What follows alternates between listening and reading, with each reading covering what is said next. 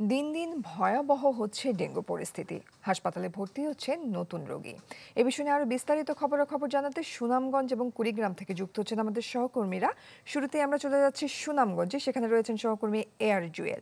জুয়েল, নতুন নতুন রোগীর ভর্তির খবর আসছে, তো সুনামগঞ্জের পরিস্থিতি কেমন দেখছেন আর চিকিৎসা সেবার ব্যাপারটাও একটু জানাবেন। হ্যাঁ জয়ী, আপনি যেমনটি বলছিলেন যে সারা দেশেই কিন্তু ডেঙ্গুর ভয়াবহ পরিস্থিতি। তবে সুনামগঞ্জে কিছুটা স্বস্তি, কারণ এখন পর্যন্ত সুনামগঞ্জে ডেঙ্গু পরিস্থিতি অনেকটাই স্বাভাবিক।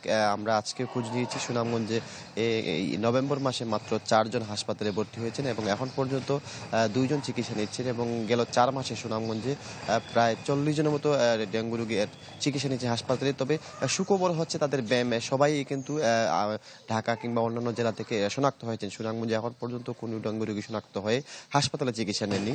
এটি একটি স্বস্তির খবর হাওড়বাসীর জন্য। চিকিৎসকরা বলছেন যারাই আসলে চিকিৎসা নিতে আসছেন তারা ঢাকা থেকে কিংবা অন্যান্য জেলা থেকে শনাক্ত হয়ে আসছেন, তারা প্রাথমিকভাবে চিকিৎসা দিচ্ছেন। তবে যদি বেশি আক্রান্ত হয়, ম্যাক্সিমামই আসলে তারা সিলেট কিংবা ঢাকাতে আবার চিকিৎসা নিতে চলে যাচ্ছেন। তবে এখন পর্যন্ত কোনো মৃত্যুর খবর সুনামগঞ্জের ডেঙ্গুতে নেই, তবে আক্রান্তের পরিমাণও কম। তারপরেও জেলা প্রশাসন কিংবা স্বাস্থ্য অধিদপ্তর থেকে কিন্তু প্রচারণা চালানো হচ্ছে ডেঙ্গু সচেতনতায়, যেহেতু সারা দেশেই ডেঙ্গু পরিস্থিতি একটা উদ্বেগজনক। সেই চিন্তায় তারা কিন্তু ইতিমধ্যে তাদের আলাদা ওয়ার্ড রেখেছেন এবং হাসপাতালে ডেঙ্গুর আলাদা ওয়ার্ড সেই চিকিৎসা হচ্ছে। তবে এখন পর্যন্ত ডেঙ্গুর শনাক্ত কিংবা সুনামগঞ্জে কোনো শনাক্ত রোগী পাওয়া যায়নি। ডেঙ্গু পরিস্থিতি একটাই স্বাভাবিক আছে। জয়ী। জুয়েল, ধন্যবাদ আপনাকে। দর্শক, চলে যাচ্ছে কুড়িগ্রামে, রয়েছেন সহকর্মী গোলাম মাওলা সিরাজ। সিরাজ, সুনামগঞ্জের পরিস্থিতি জানছিলাম সেখানে আক্রান্তের সংখ্যা কম রয়েছে, তো কুড়িগ্রামে এর পরিস্থিতি কেমন দেখছেন? মাঠের অলরাউন্ডার আমি, আর ঘরের allrounder Tilex. Tilex toilet cleaner, clean মানেই টাইলক্স।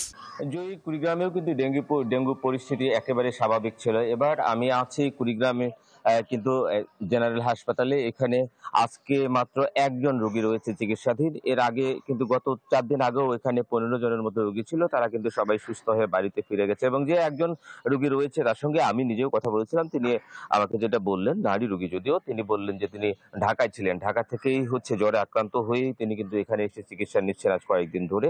আর আমরা জেলা স্বাস্থ্য বিভাগ থেকে যে তথ্য পেয়েছি তাতে এবারে কিন্তু গেল প্রায় 2.5 মাস সময় ধরে কিন্তু কুড়িগ্রামে প্রায় 2 শতাধিক রোগী কিন্তু আসলে ডেঙ্গু আক্রান্ত হয়েছিল এবং যার বেশিরভাগ কিন্তু বাইরে থেকে এসেছে।